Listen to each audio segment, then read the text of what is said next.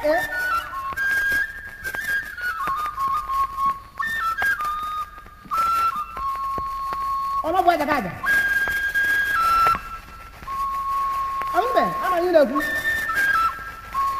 ndị ọma ndewo nụ.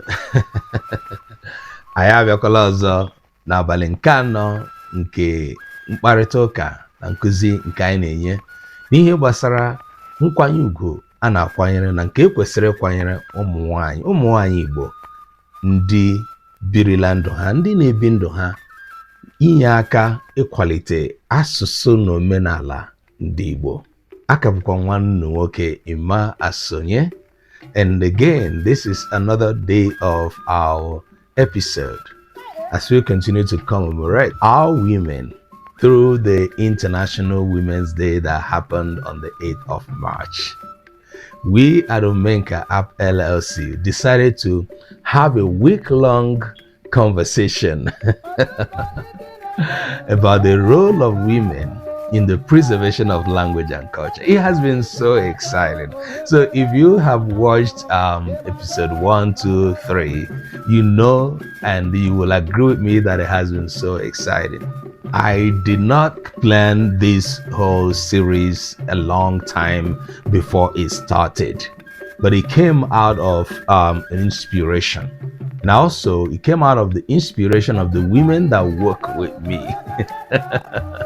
Who inspired, how about we do a thing like this? Okay, I'm going to do not just one day, but 1 week. The reason is because I believe I am a beneficiary of women's significance.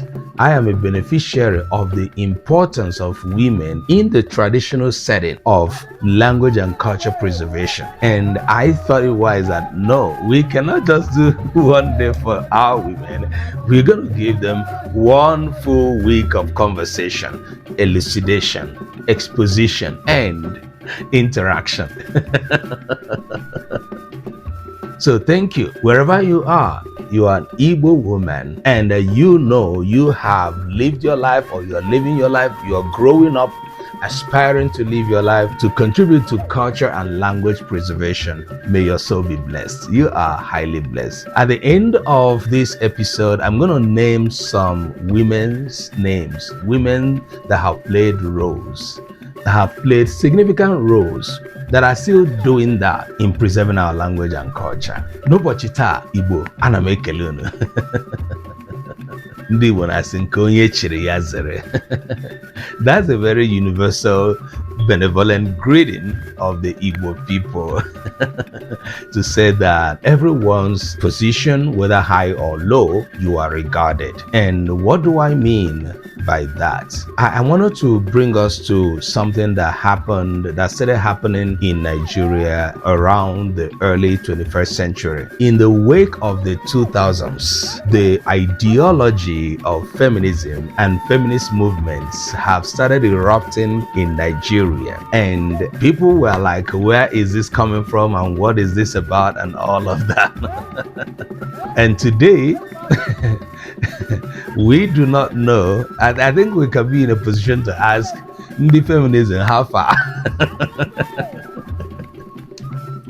And you know why I say that is because when the feminist movement began in Nigeria, I know it started way back towards the end of the 19th century in the Western world, and it became very popular in the early 20th centuries, and then by then different groups and organizations have been formed. When it finally got to our country, some people, some women, some people saw it as, oh, aha, what we have been looking for has come. There's going to be a displacement of this patriarchal practice of women oppression and all of that. You started hearing all those slogans and terms associated with, oh, women equality and all of that. In the traditional setting of Igbo land, I do not believe that the women need to spend their energy in trying to look for equality, because Igbo believe in ifekulo, ifakudebeya, which is the natural binary selection of existence in Igbo. The Igbo believe in the natural binary existence of subjects and objects in life. Ya nwa mere eji nwee elu, ala, mmiri na ọkụ, ehihie na abalị. Ya nwa mere eji nwee nwoke na nwanyị. If you are looking at displacing or replacing the position of women in our cultural setting, I do not know what you're going to use in replacing that. To me, it is irreplaceable because the women, their position is so significantly, remarkably important for the balance that it creates in our society. And as much as the issue of equality is arguable, whether men and women are regarded equal or not in our cultural society, as much as it is arguable, we are looking at the significant roles each of these genders plays, and we are harnessing, digging deep into the roles of women. The question is, if our women who play these roles of culture and language preservation through several different ways that we have been expositing here, if they begin to look at themselves as quote and unquote equal with men and thereby struggling to take the roles and positions of men, you see that natural placement has been displaced. That means something is wrong somewhere. That means something will go wrong somewhere. We don't want to start to talk about the anatomical and physiological endowment of women and that place them in a position to birth the productive power of women. But today as well, we are going to look at another very salient, very important productive power of women as it is being expressed in the energy and the prowess to produce money. We are deceived by the fact that in our traditional setting, men are the ones that go out to either do farm work or do Oyibo work when Oyibo work come into play. We are also deceived that culturally and historically, men are the ones that could travel to trade, not paying too much attention to the women who produce the trade produce. Na ala Igbo, site n'oge ochie tupu amụọ nna anyị ha, ụmụ nwanyị bụ ha na-azụ ahịa. But the power, the productive power of women, coupled with the loyalty power of women to be under their husbands to do their businesses, positions our women in a very unique position to sustain and preserve our culture and the language associated with that cultural piece of making money. Anyị na-ahụ propaganda ndị ụwa jirila ịkọ ndị Igbo. Oh, ọ bụ onye Igbo, ha hụrụ ego n'anya too much. As if they don't like money. If you don't like money, bring them to us. We don't send anybody. Our women are known for doing what Oyibo calls in their language petty business, petty trading. But these petty tradings create a very lucrative process in every family that helps the family not only to be self-sustaining and self-dependent, but also to export goods within the locality.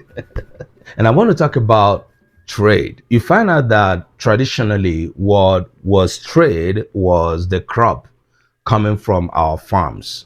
And we've been able to dissect the roles of women in farming, in producing food, and also in raising our children with the good food that we eat as we grow up. And we are looking at the fact that not all the food that we produce in our farms and gardens are consumed. There is storage. The process of storage is what the women, from the beginning of it to the end of it, play a very significant role. Ka anyị were ihe gbasara ịkọ ji n'ala Igbo ji mee ọmụmaatụ. Anyị hụrụ na ndị Igbo na-echi eze eji, ụmụ nwoke na-echi eze eji. Ọ gara ahụ gị hụ nwoke chiri eze eji na-enweghị nwaanyị in the cultural setting. I don't know if it ever happened. It's unfortunate that in these days we no longer observe so many of that.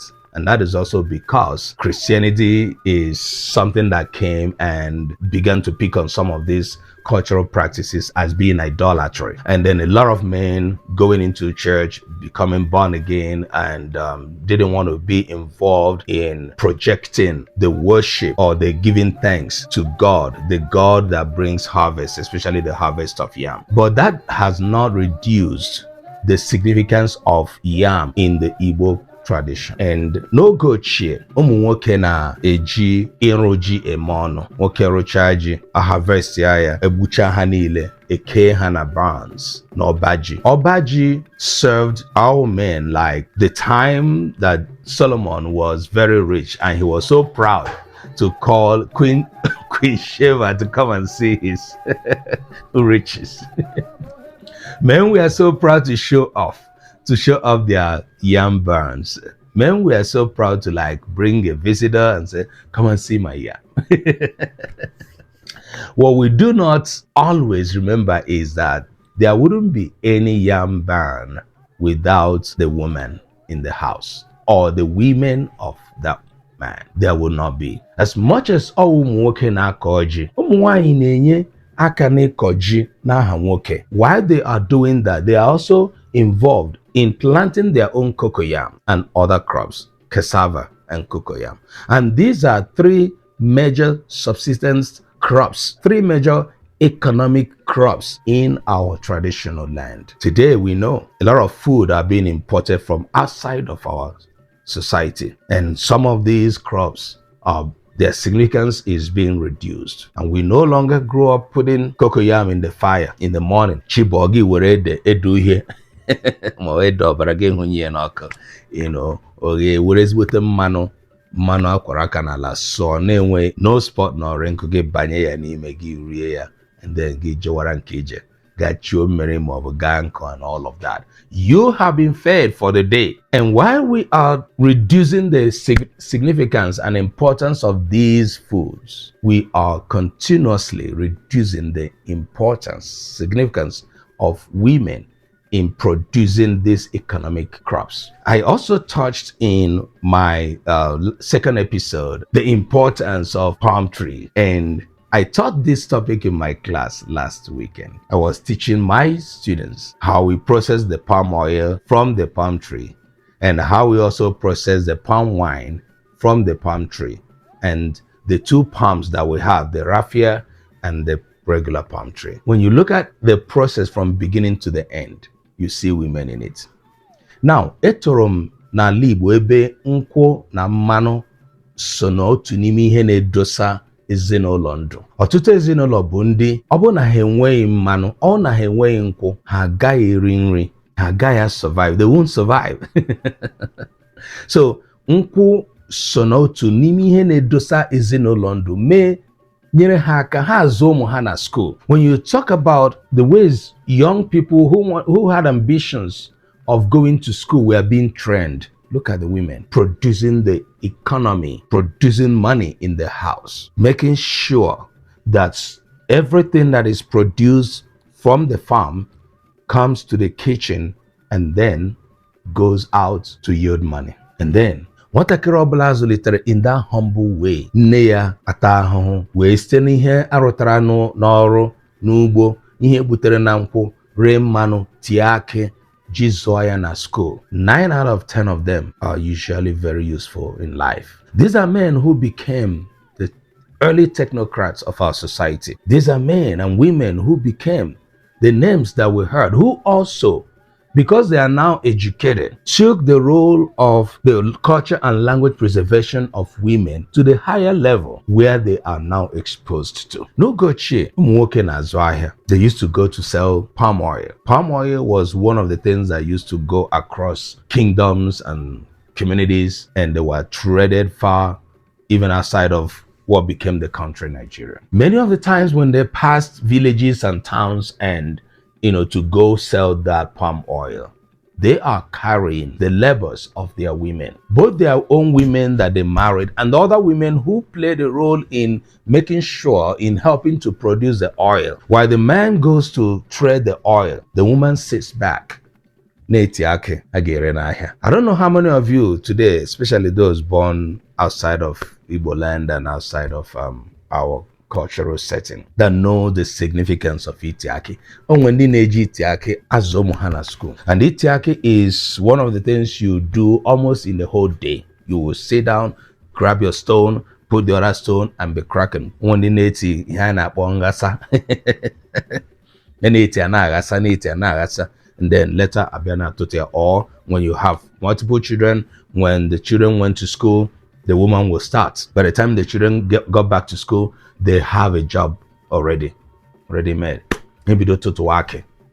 Nwaanyị ga-ebido n'ụtụtụ tiwa aka a ga-ere n'ahịa mgbede a ga-eji azụ nri a ga-ere n'ụbọchị ahụ. And this has nothing to do with whether the man comes back with money or not. This has nothing to do with whether the man made gains today in their business or not. In the setting where I grew up, that there was food in the house was the woman. The little money that kept the family going, that would help the family run big projects when such money is being saved, came from the woman. The woman does not stay idle and watch money passing. No, you can't do that unless you are not. Now, what are we bringing out in this episode? Why we see our women, our mothers, get involved in these activities. These are the activities that were handed over to them, handed down to them by their own mothers. The setting of ensuring that there's food in the house and that the food that is produced in the house can be sold out there in the market and money can come out of it, and such money can be saved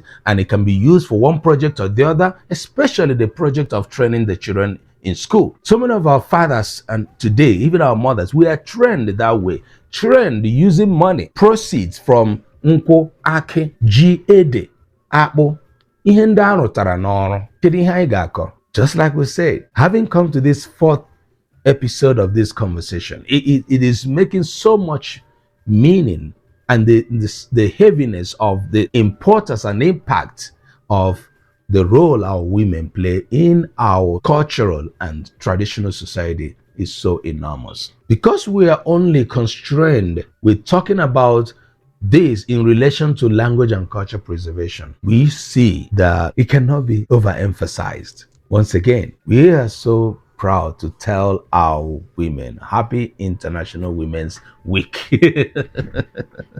Because we have been so blessed to be in a world where we have women that have played very awesome roles in language and culture preservation, teaching our culture, and then taking on those courses that are even related to, preservation of language and culture. The people that do it more, women. Today, we are so proud to say again, we are blessed by your presence in our lives. Tomorrow, we're going to continue in this episode until we have saturated the different areas and the different aspects of life where our women are so regarded.